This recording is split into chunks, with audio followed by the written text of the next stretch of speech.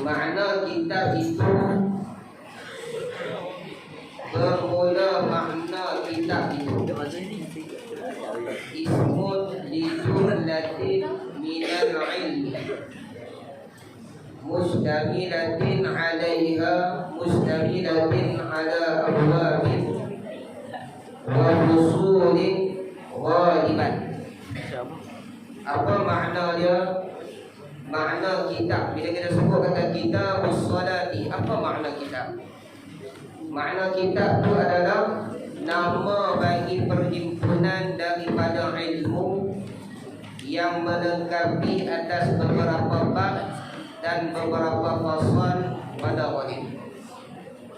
Jadi kitab ini bukanlah maksud dia buku.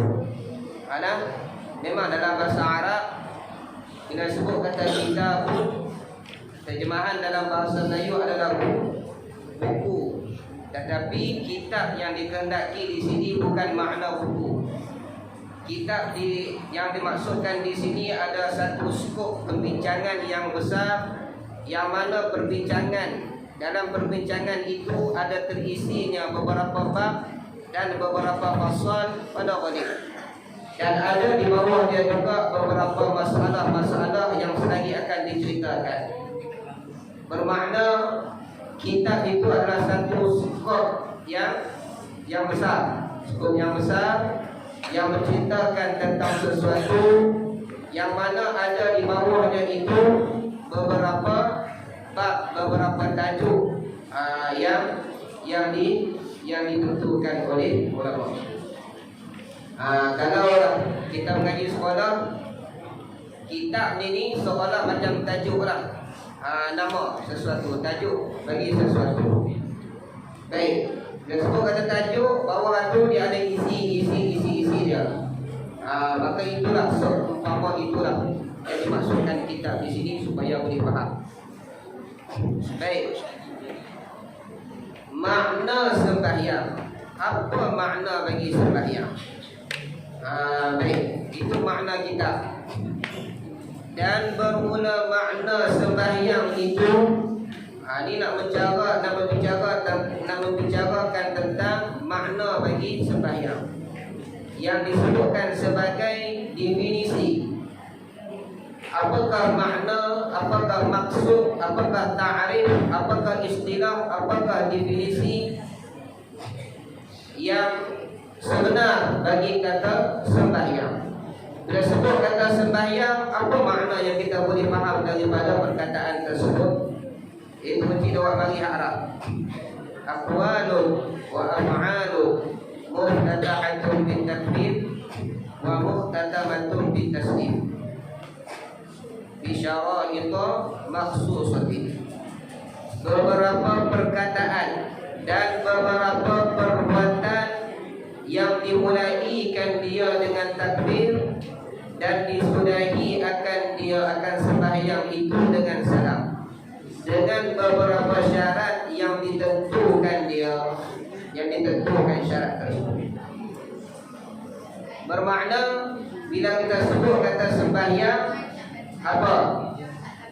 Beberapa perkataan, beberapa perbuatan. Beberapa perkataan dan beberapa perbuatan. Jadi bila kita tengok di dalam sembahyang, apa yang kita dapat lihat? Maka di sana ada perbuatan pergerakan sembahyang. Itulah yang dikatakan sebagai beberapa perbuatan. Dan di dalam perbuatan ataupun pergerakan di dalam sembahyang tersebut, setiap pergerakan kita ada padanya zikir. Maka itulah yang disebut sebagai beberapa perkataan. Ada kalanya zikir dan ada kalanya ayat Al-Quran, seperti mana surah Al-Fatihah yang wajib kita baca. Begitu juga selepas daripada surah Al-Fatihah, kita membaca ayat-ayat daripada Al-Quran, beberapa ayat daripada Al-Quran. Maka sekurang-kurangnya 3 ayat. Kalaulah lepas daripada dibaca Fatihah, kemudian dibaca 1 ayat sahaja daripada Al-Quran, waladhdallin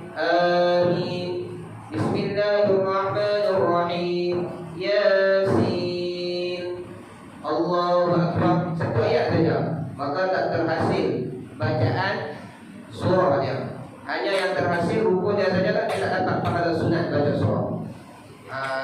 Sekurang-kurangnya 3 ayat. Seperti mana surah apa ayat 3 ayat? Surah Al-As lagi, At-Takatsur. Surah apa? Inna a'tainakal kautsar. Al-Kautsar. Fashalli li rabbika wanhar. Inna syani'aka huwal abtar. 3. Itu sekurang-kurang ayat yang kita dapat pahala dengan bacaan surah. Maka bila sebut kata sembahyang, tengok apa dia kata. Beberapa perkataan dan beberapa perbuatan yang dimulai akan beberapa perkataan dan beberapa perbuatan itu dimulai dengan takbir. Maksud takbir di sini adalah takbiratul ihram. Maka perbuatan sembahyang itu mestilah dimulai dengan takbiratul ihram. Siapa yang tak takbir, maka tak sahlah sembahyang dia. Sebab apa tak sah sembahyang dia? Sebab tak nama sembahyang. Ni kita nak cerita makna bagi sembahyang ni. Jadi segala perbuatan itu bermula daripada takbiratul ihram. Segala perkataan itu bermula daripada takbiratul ihram. Dan disudahi akan sembahyang itu dimulai dengan lafaz takbiratul ihram, dan disudahi sembahyang tersebut dengan salam. Apa maksud dengan salam? Yakni dengan lafaz salam. Lafaz takbiratul ihram iaitulah lafaz Allahu Akbar. Siapa-siapa yang mula sembahyang dia dengan kat tangan saja, sah tak sembahyang dah? Tak sah takbir dah? Tak takbir. Kerana takbir itu lafaz Allahu Akbar. Lafaz pula dengan suara, dengan makhraj hurufnya. Allahu Akbar. Bagi jelas. Janganlah tak terbit makhraj ataupun itu lagi tak tahu apa dia kata, tak bunyi beritik je. Itu pun tak dikira sebagai lafaz. Pelan sekali pun Allahu Akbar. Nampak tak? Bagi dengar juga perkataan lafaz Allahu Akbar, sekurang-kurangnya dengar pada diri kita sendiri. Kemudian disudahi dengan salam, yakni beri salam. Beri salam ni dengan lafaz Assalamualaikum warahmatullah. Jadi sekurang-kurang beri salam Assalamualaikum warahmatullah itu sunat. Assalamualaikum. Dah terhasil dah salam dah. Assalamualaikum warahmatullah. Paling tu mula daripada paling sampai kum habis. Warahmatullah itu sunat. Sunat itu tidak ada dalam paling. Kalau sunat kita paling ke kanan pada salam yang pertama, sunat paling ke kiri pada salam yang kedua. Assalamualaikum warahmatullah. Assalamualaikum warahmatullah. Mula di tengah Assalamualaikum, kum tu habis di sini dah. Habis di paling dah. Lepas tu baru warahmatullah. Bukan Assalamualaikum. Assalamualaikum baru dia paling. Tak dapat sunat. Ataupun dia paling dulu Assalamualaikum, tak dapat juga. Yang sempurnanya dia dapat pahala sunat. Sunat paling tu, sembahyang tu sah dah. Assalamualaikum warahmatullah. Sebab itu nak jadi imam ini, dia kena reti. Jadi setiap takbir intiqalat itu, perpindahan rukun itu, mula daripada perbuatan itu, tarik daripada Allah, mula berbuat. Nampak Allah. Bar itu sudah selesai melakukan rukun tersebut. Contoh dia rokok, Allahu Akbar. Mana kata bar tu dah sempurna dah, barulah orang lain belakang ikut. Lepas dah Allahu Akbar, yang belakang pun baru ikut. Jangan imam tak dah habis lagi, Allah dia pun ikut lah. Itu tak dapat fadilat jemaah, makruh hukum dia, tak dapat pahala jemaah. Yang nama ikut ini bagi imam selesai dulu, barulah makmum membuat. Allahu Akbar, makmum turun. Sami'allahu liman hamidah, makmum bangkit. Sebab tu imam dia mula bergerak, mula dengan lafaz intiqalat, takbir intiqalat. Baik. Takbir intiqalat itu adalah takbir perpindahan rukun. Baik, kita tengok di sini. Dan sebut kata sembahyang tu dia beberapa perkataan dan beberapa perbuatan yang dimulaikan dia kan sembahyang itu dengan takbir dan disudahikan dia sembahyang itu dengan salam, dengan beberapa syarat yang ditentu dia akan syarat. Maka bila sebut kata syarat di sini, syarat dia ada dua. Yang pertama syarat wajib, yang kedua syarat syarat sah. Syarat wajib dan syarat sah. Maka syarat wajib dalam sembahyang tu ada 5, dan syarat sah dalam sembahyang tu banyak, lebih daripada 10. Maka dia kena meraih kedua-dua syarat tersebut. Kena meraih kedua-dua syarat tersebut. Dan selagi kita akan jumpalah segala syarat tersebut. Dan ada syarat yang berada di luar sembahyang. Sebelum daripada kita menunaikan sembahyang, dia ada syarat dia. Seperti syarat wajib sembahyang.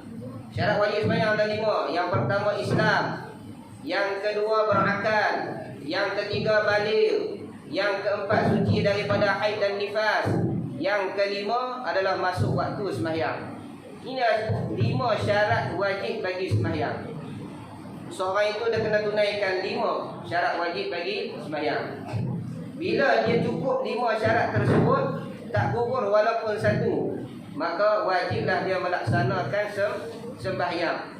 Seorang perempuan yang Islam, yang berakal, yang baligh, yang suci daripada haid dan nifas, kemudian masuk waktu sembahyang, wajib dah sembahyang. Kalaulah dia kedatangan haid dan nifas, gugur satu. Walaupun dia seorang Islam, walaupun dia berakal, walaupun dia dah baligh, walaupun masuk waktu sembahyang, tetapi keluar darah haid pada dia, ataupun masih belum berhenti darah haid pada dia, ataupun darah nifas pada dia, maka dia dah wajib dia melaksanakan sembahyang, bahkan haram dia melakukan sembahyang. Jadi orang perempuan kalau tak sembahyang pun boleh pahala. Pada ketika uzurnya dia tak sembahyang boleh pahala, tetapi syarat dia kena niat, sahaja aku tinggal sembahyang kerana Allah Ta'ala. Dia kena niat, sahaja aku tinggal sembahyang ini kerana Allah Ta'ala. Seperti mana yang kita baca yang dulu ni lah, pada bab perkara-perkara yang haram. Apabila kita nak tinggal perkara yang haram itu, mestilah kita niat duduk perintah Allah Ta'ala, barulah kita akan dapat pahala. Itu setengah daripada syarat di luar sembahyang. Adapun syarat yang berada di dalam sembahyang, iaitulah segala syarat yang bersangkut dengan rukun. Syarat yang bersangkut dengan rukun, seperti takbiratul ihram, ada padanya itu beberapa syarat. Seperti rukun membaca Al-Fatihah, ada padanya itu beberapa syarat. Seperti rukun rokok, sujud, ada padanya beberapa syarat sah bagi rukun tersebut. Maka itu adalah setengah daripada syarat yang berada di dalam sembahyang. Baik. Jadi sekarang ni kita faham, bila sebut kata sembahyang, satu perkataan yang ringkas, tetapi sebenarnya makna itu panjang. Apa dia? Segala perkataan, beberapa perkataan dan beberapa perbuatan yang dimulai dengan takbir dan disudahi dengan salam, dengan beberapa syarat yang ditentu akan dia. Beringatlah, cuba ulang Pak Muhammad. Beberapa perkataan dan beberapa perbuatan yang dimulai akan dia dengan takbir dan disudahi akan dia dengan salam dengan beberapa syarat yang ditentu akan dia. Bermakna segala syarat itu dah ditentu oleh syarah dah. Bukan kita memandai-mandai nak buat syarat sendiri dah. Dah ditentu oleh syarah. Baik, bermakna apa yang kita reti dalam sembahyang, iaitu ada di sana perbuatan dan ada di sana perkataan. Perkataan itu hasil dengan apa? Hasil dengan apa? Perkataan hasil dengan apa? Hasil dengan lagu mana nak menghasilkan perkataan? Dengan mulut lah. Nak hasilkan perkataan. Dia dengan telinga. Siapa biasa cakap dengan telinga? Cakap dengan mulut. Jadi segala perkataan itu keluarnya daripada mulut. Bermakna segala perkataan di dalam sembahyang wajib kena baca, kena berlafaz. Dan segala perbuatan. Jadi segala perbuatan itu terbit dari apa? Terbit daripada pergerakan kita. Daripada qiyam kepada rukuk, kepada i'tidal, kepada sujud, kepada duduk di antara sujud, lepas bangkit pula kepada qiyam. Itu adalah pergerakan di dalam sembahyang. Baik. Dan ada satu lagi perbuatan yang kita tak nampak. Apa tahu? Perbuatan di dalam sembahyang yang kita tak nampak. Niat. Yang kedua, tertib. Ini adalah dua rukun yang bangsa perbuatan yang kita tak nampak. Orang panggil af'alul qulub, perbuatan hati. Nampak tak? Jadi niat dengan hati kita. Itu setengah daripada rukun sembahyang. Begitu juga tertib, kita meraih segala perkara kita mendahulukan yang dahulu dan kita mengkemudiankan yang kemudian. Itu juga termasuk di dalam perbuatan. Baik. Tengok. Maka beberapa perkataan itu 5 perkara. Ada tulis tak? Ada? Tulis tak? Kalau tulis nampak tak? Itu lah. Baik, tak apa yang tulis. Kita tulis lah orang. Ataupun tulis dalam buku. Beberapa perkataan itu 5 perkara. Yang pertama takbir. Jadi nanti Encik akan terang kepada kita huraian yang panjang berkenaan dengan takbir. Jadi rukun yang pertama yang bersangkut dengan perkataan itu adalah takbir. Apa itu takbir? Takbiratul ihram. Yang mana dengan sebab takbir itu kita haram melakukan beberapa perkara yang tak boleh kita lakukan di dalam sembahyang. Makan tak boleh, tidur tak boleh, lari tak boleh. Segala perkara yang haram dilakukan di dalam sembahyang kita tak boleh. Itu orang panggil takbiratul ihram. Baik, takbiratul ihram itu apa dia? Takbiratul ihram itu adalah diri perkataan ataupun lafaz Allahu Akbar. Jadi lafaz Allahu Akbar, kita berlafaz Allahu Akbar, itu adalah rukun yang pertama. Baik. Jadi itu wajib dia tak campur sekali, dia asingkan. Yang mana rukun yang bersangkut dengan perkataan dia buat dulu, kemudian dia buat pula rukun yang bersangkut dengan perbuatan. Baik. Yang pertama apa dia? Takbiratul ihram. Nanti selagi kita akan ngaji di dalam takbiratul ihram ada 21 syarat. Kita kena sempurnakan 21 syarat itu, barulah sah takbir kita. 21 syarat dia. Lagi kita akan baca insya-Allah. Keduanya baca Fatihah. Baca Fatihah ni, baca surah Fatihah lah. Baca satu surah yang dinamakan sebagai Fatihah. Lagu mana surah Fatihah? Jom baca ayat. Baca tak? Surah Fatihah. Baca Muhammad doa. Alhamdulillahirabbil alamin. Ar-Rahmanir Rahim. Maliki yaumiddin. Iyyaka na'budu wa iyyaka nasta'in. Ihdinas siratal mustaqim. Siratal ladzina an'amta 'alaihim ghairil maghdubi 'alaihim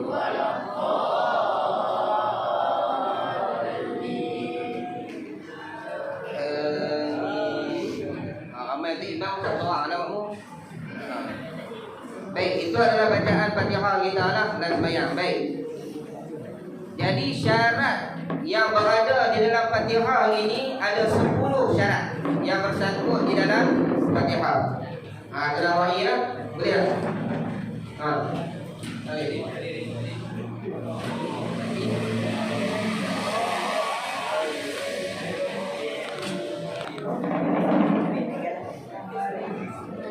Apa makna sembahyang?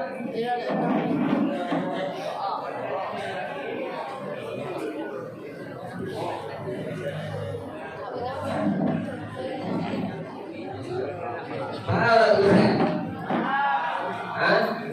Dia buat apa ni? Buat apa? Suara ta'am. Baik. Makna sembahyang. Apa makna sembahyang? Apa makna sembahyang? Benar.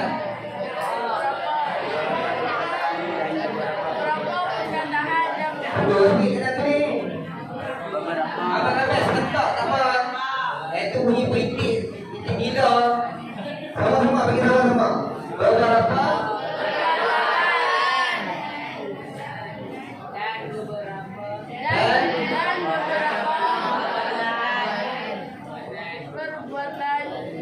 yang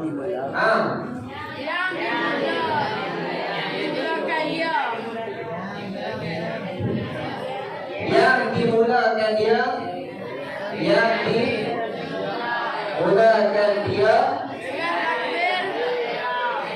dengan takbir dan disudahi akan dia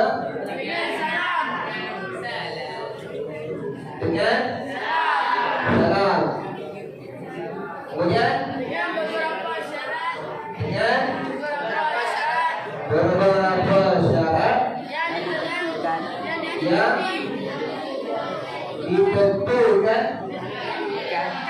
yang ditentukan dia. Baik, ini orang panggil apa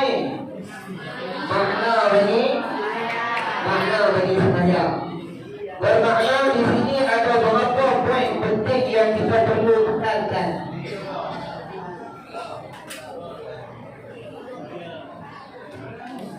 Yang pertama, perkataan. Yang kedua adalah perbuatan. Yang ketiga diam. Ada syarat-syarat yang berada di dalam sembahyang ataupun di luar sembahyang. Baik. Kat sini kita tengok tak ada rukun pun. Letak mana rukun? Cuba abang. Letak mana rukun? Letak mana rukun? Perkataan dan perbuatan kita. Maka itulah segala pergerakan sembahyang kita, itulah makna bagi sembahyang. Dan makna bagi sembahyang itu adalah rukun bagi sembahyang. Mana kita tengok? Bermakna di sini akan tauhid. Perkataan. Ada berapa perkataan? Ada berapa? Ada 5. Yang pertama apa dia? Takbir. Apa yang kita paham dengan takbir? Lafaz Allahu Akbar. Jangan panjangkan bab, jangan panjangkan. Allahu Akbar. Kalau kita panjangkan Allahu Akbar, bab itu adalah kendang raya. Allah kendang raya. Mana? Ini Allah Maha Besar. Allahu Akbar. Baik. Yang kedua apa dia?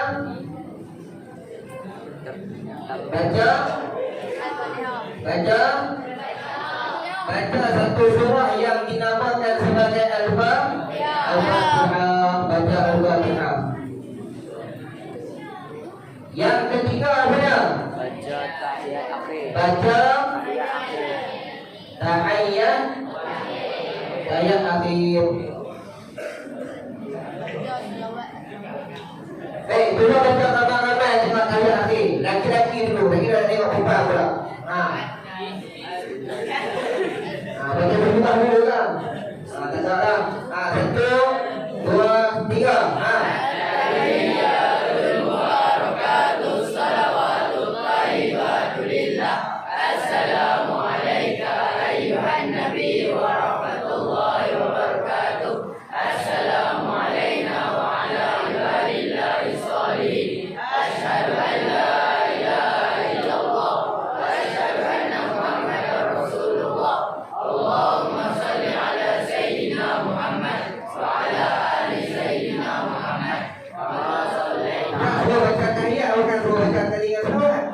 Yang mana tahiyat? Sampai dekat mana? Wa asyhadu anna Muhammadar Rasulullah. Jadi sampai di situ sahaja yang disebut sebagai tahiyat. Ada orang sebut sebagai tasyahud. Kerana apa dia? Kerana di dalam lafaz itu ada kalimah syahadah. Yang disebut sebagai tahiyat kerana mula dengan perkataan at-tahiyyah, bukan at-tahayyah. At-tahiyyah. Ana at-tahiyyah. Orang bukan tak? 1, 2, 3.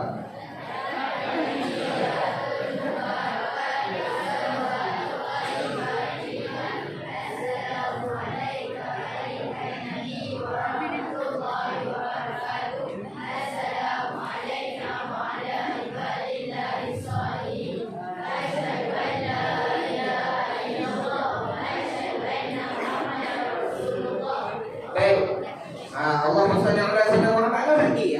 Nombor 4. Baik. Jadi rukun yang pertama takbir, lafaz takbir Allahu Akbar. Rukun yang kedua baca Fatihah. Rukun yang ketiga baca tahiyat. Ini mengikut rukun aturan mengikut perkataan dahulu. Jadi kita tengok perbuatan pula. Baik. Sebab apa dinamakan sebagai tahiyat akhir? Sebab apa? Sebab tahu?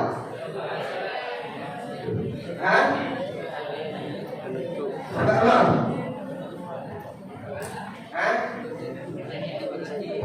Sebab dah. Betul ke tak? Buatlah. Sebab dinamakan sebagai tahiyat akhir kerana tahiyat itu tidak mengiringi akan satu rukun yang lain melainkan salam. Lepas daripada kita baca tahiyat, kita beri salam. Kita tak baca dah perkara yang lain, kita tak buat dah perkara yang lain melainkan salam. Itu orang panggil tahiyat akhir.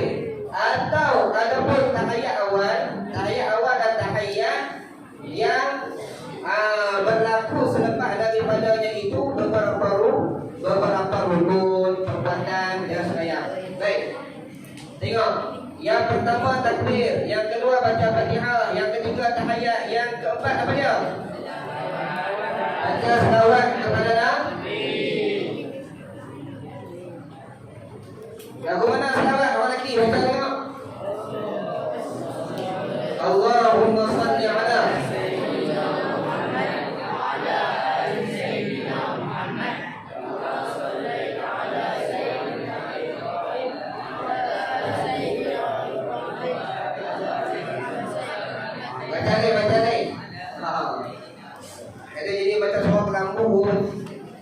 Baca ni. Baik.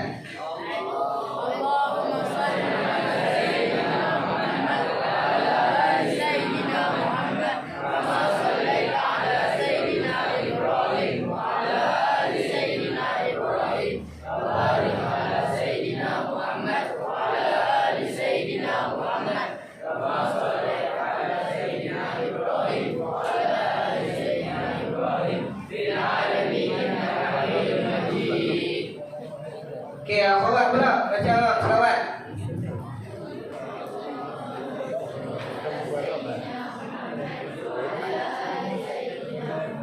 Baca dah 3 orang pun.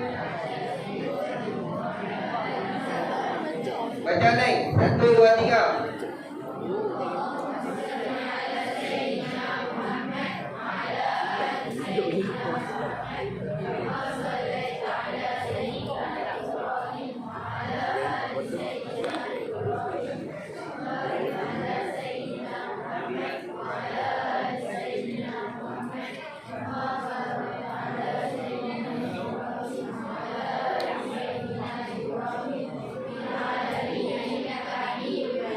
Oh, apakah tak? Tafsir Al-Alamin tu lah. Okey, baik. Yang kelima apa dia? Yang kelima? Salam. Beri salam. Lagu mana beri salam? Assalamualaikum. Assalamualaikum warahmatullahi. Iaitulah mengucap lafaz salam. Baik, inilah segala perkataan yang ada di dalam sembahyang. Siapa yang dia tak kata segala perkataan yang 5 ini di dalam sembahyang, dan saya sembahyang ada tidak sah. Yang tak baca sekalian ni. Kalau ada bisik-bisik, kan? Dengar kalau tak bisik. Bisik kan? Itu penting kan? Dengar. Tak dengar. Ini makhluk dah tak ambil. Nak? Kena baca, jangan bisik. Baik, yang seterusnya adalah segala perbuatan.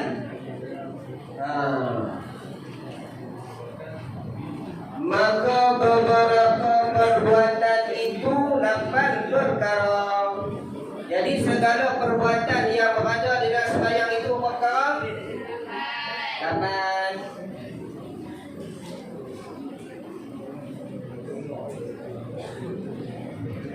Apa yang pertama? Yang pertama, berdiri betul. Siapa nama Akmal? Kat tangan. Akmal.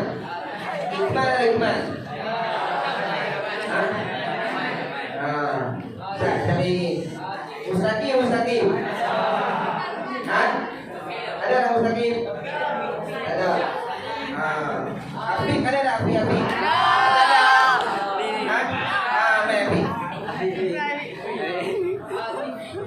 Nama apa? Muhammad Abdi Hakim. Kata apa ni? Ada betul ni.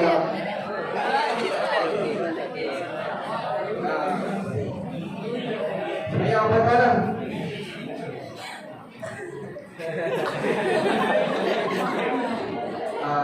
Tiga belas tahun lah, tiga dah satu lah. 13 tahun lah yang bagus ni. Baik. Rukun yang pertama, rukun perbuatan yang pertama berdiri. Tak berhenti je orang. Ini berhenti ni. Dari begini. Tengok dah, jangan tengok dah. Betul. Okey, baik. Tangan dulu orang. Tangan dah sembahyang. Jalan. Okey, baik. Baik. Tangan dengan sembahyang macam ni. Kali balik, kali lepas. Tengok madu. Okey, baik. Yang ni, pegang ni. Ini, panas ni. Ini pegang. Baik, jari ni ada 3. Nampak tak? Ada 3 jari ni. Ada 3 jari. Okey, baik. Allahumma salli ala sayyidina Muhammad. 3 jari ni sebenarnya dia merujuk kepada orang panggil bilangan dengan rukun. Berapa Ni berapa? Ni berapa? Ni berapa? Ni berapa? Ni berapa? Ni berapa? Nampak tak? Lepas tu, ni berapa? Ni berapa? Ni ada kiraan di dalam Islam, dia ada kiraan ni. Semua ada kiraan. Ni berapa? Yang ni berapa? Baik. Dalam kitab dia kata kenapa angka 36. 36 macam ni. Satu, dua di atas, satu di bawah. Ada yang letak dua di bawah, satu di atas. Ada dua di bawah, satu di atas. Ada yang letak dua di atas, satu di bawah. Dua-dua kena. Ada dua-dua setengah daripada angka dalam Arab. Tengok ni.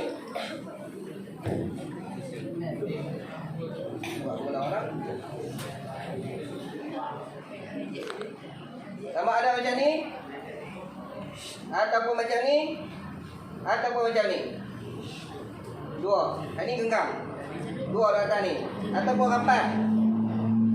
Nak buka boleh, nak rapat boleh. Kalau macam tu boleh, macam ni boleh, macam tu boleh.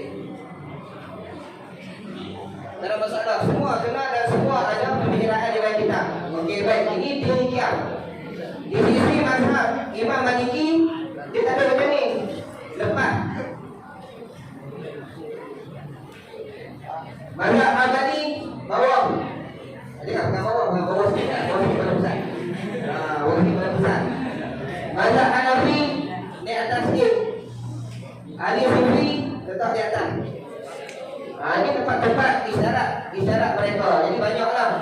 Jadi kita balas berdiri di bawah, dekat dengan pusat. Pertengahan sahaja. Dan bekatkan sedikit sebelah kiri. Jangan buat macam ni. Ada orang panggil tangkuk. Tai. Tai kita tak dalam, tak tanggung tai. Tak mau bagi jatuh. Itu bukan dia. Tak sikit saja. Kita hekokkan ke kiri sedikit saja. Jangan banyak sangat, jangan macam tu. Jangan macam ni lah.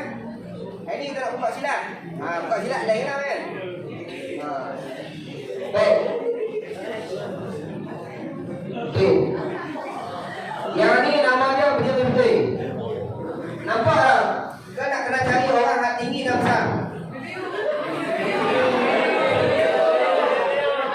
Nampak ni? Ambil doa. Dia kan baca doa you.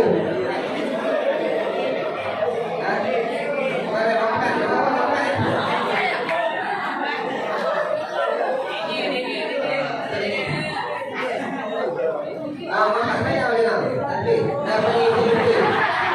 Sedikit dah dah banyak.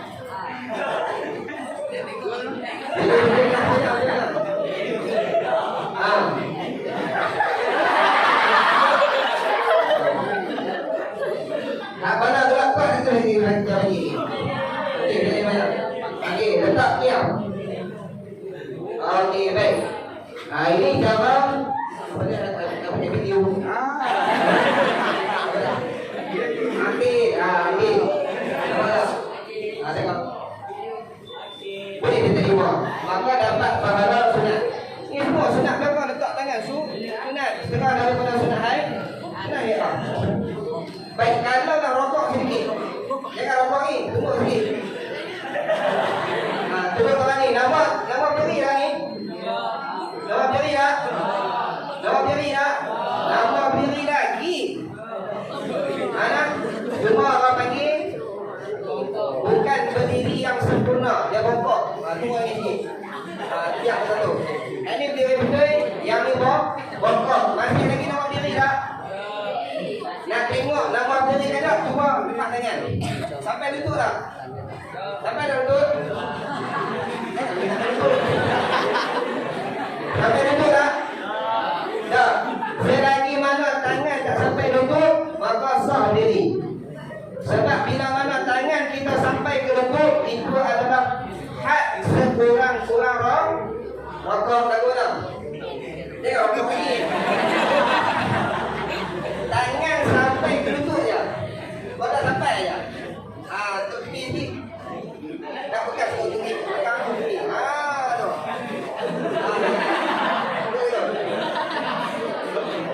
bukan denda kan, bukan denda. Okey. Yang ni nama rokok kan nama diri. Nama rokok kan nama diri. Okey pandai. Nama rokok. Sebab apa nama rokok?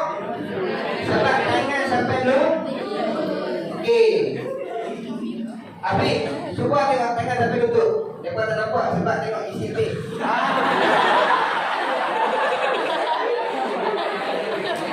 Ni dapat paper ni. Tadi nampak macam betul kan? Rokok ni kan? Ni. Yang ni orang pergi semua orang rokok. Pakai sikit. Tak pergi kena tangan. Tapi kena lutut. Yang ni walaupun rokok masih nama lagi berdiri. Sekiranya betul ke dalam belakang. Betul ke dalam belakang? Jangan duduk tu. Ini bayar dulu. Kan? Kalau aktif juga, ini juga ada. Baik. Ini boleh. Lagi sama. Apa tegak ya?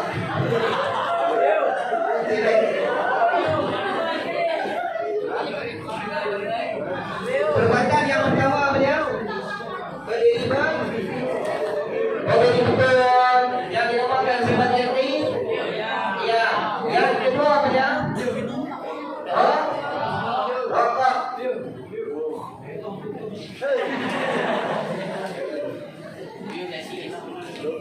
Okey, Abi cuba rokok Abi. Rokok. Rokok. Okey, cuba rokok.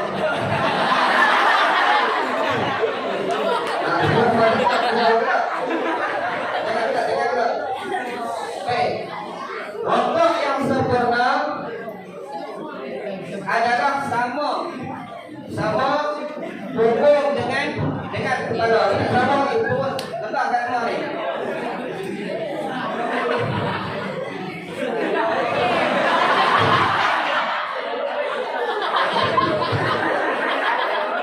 Apa penting kan?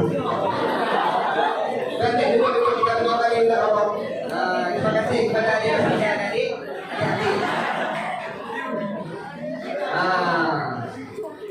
Jangan teriak gelak kuat lah. Mana gelak kuat ni?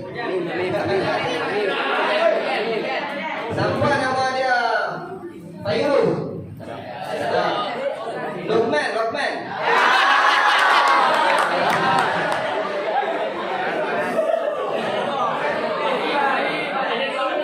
Ada dua Lokman sampai dulu. Main.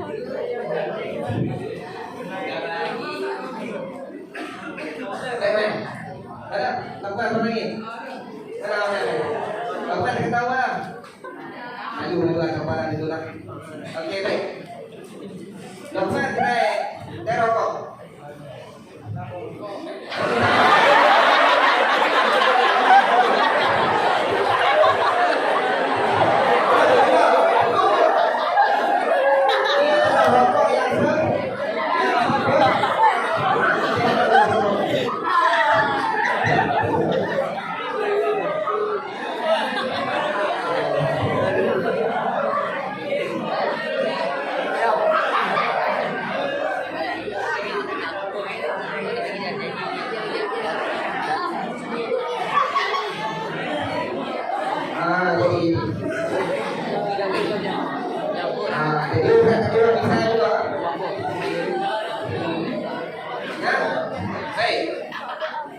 Rokok yang sempurna sama punggung dia dengan kepala. Kalau sekadar tangan sampai ke lutut itu adalah kadar yang sah rokok.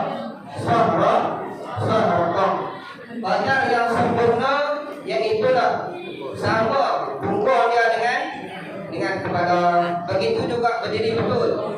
Bila mana tegak tulang belakangnya, maka itu adalah kadar berdiri yang sempurna. Kalaulah bengkok tapi janganlah tangan itu sampai kepada lutut, maka itu adalah kadar yang memadai. Kadar yang sempurna pada tiang diri betul. Diri betul.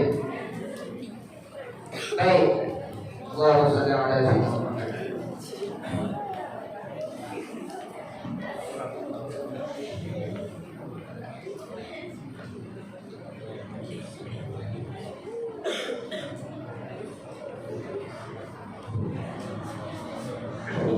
ketiga apa dia? I'tidal. I'tidal kita bangun daripada rakaat ini dan yang keempat sujud. Berapa anggota sujud? 6. Tengok. 6. Berapa anggota sujud? Berapa anggota sujud? 8.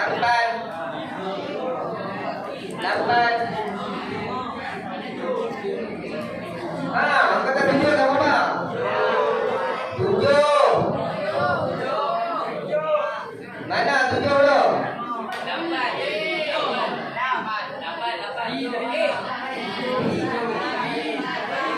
Yang kata 7 dulu dia. Dahi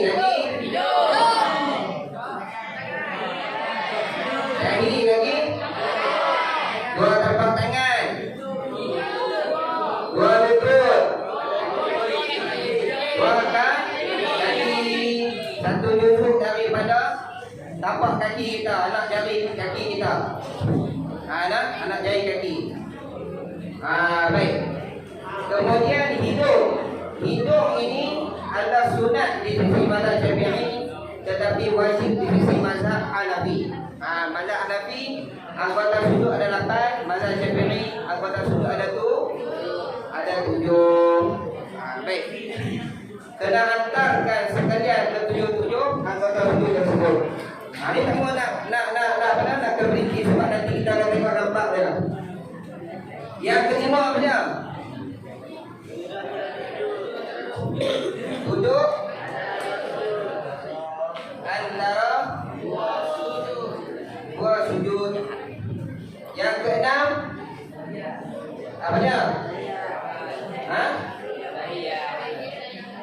Duduk bagi tahiyat. Kalau nak baca tahiyat rukun qauli, perkataan.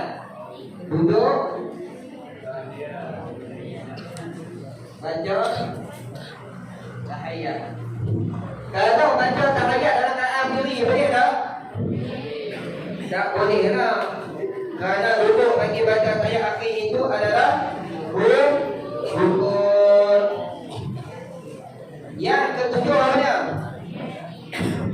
Yang ketujuh adalah niat. Yang ke-8 tertib. Baik. Maka perbuatan yang kita nampak hanya ada 6 sahaja. Iaitulah daripada qiyam, rukuk, i'tidal, sujud, duduk antara 2 sujud. Yang ke-6 adalah duduk baca tahiyat akhir dan baca selawat kepada Nabi sallallahu alaihi wasallam. Kemudian yang ke-7 dan ke-8 niat. Dia termasuk di dalam perbuatan juga kerana dia jenis perbuatan. Ada tertib, dia mendahulukan benda yang dahulu, barang yang dahulu kita buat dan mengkemudiankan perbuatan yang kemudian kita buat. Adapun niat adalah rukun fi'li yang bangsa batin yang ada di dalam hati. Nanti kita akan tengok secara terperinci di dalam babnya nanti insya-Allah. Ini secara ringkas adalah ringkas saya. Baik, usaha-usaha pada ini hentikan dulu. InsyaAllah kita akan sambung pada hukum mengerjakan sembahyang insyaAllah. Seperti itulah. Adik-adik yang dirahmati oleh Allah Subhanahu wa taala, boleh faham tak? Kalau kita himpun di antara perbuatan dan perkataan tu topik berapa? Topik berapa? Berapa? 13. Maka 13 itu adalah rukun sembahyang. Benar ni lah yang kita buat di dalam sembahyang. Kalau kita buat sekalian perkara yang 13 ini, maka dinamakan sembahyang. Kalau rukun satu sahaja daripada 13 ini, maka tak dinamakan sebagai sembahyang. Baik. Itu mungkin dulu lah. hukum mengerjakan sembahyang Allah Subhanahu wa taala a'lam. Jadi rahmatnya Allah Subhanahu wa taala, kita sama-sama kita bacakan Al-Fatihah seorang sekali. Ajarkan kepada imam kita, ajarkan kepada guru kita, ajarkan kepada musannif, pengarang, dan mohon kepada pengarang yang sampai kepada Nabi sallallahu alaihi wasallam. Allahumma taqabbalna bi asraril Fatihah.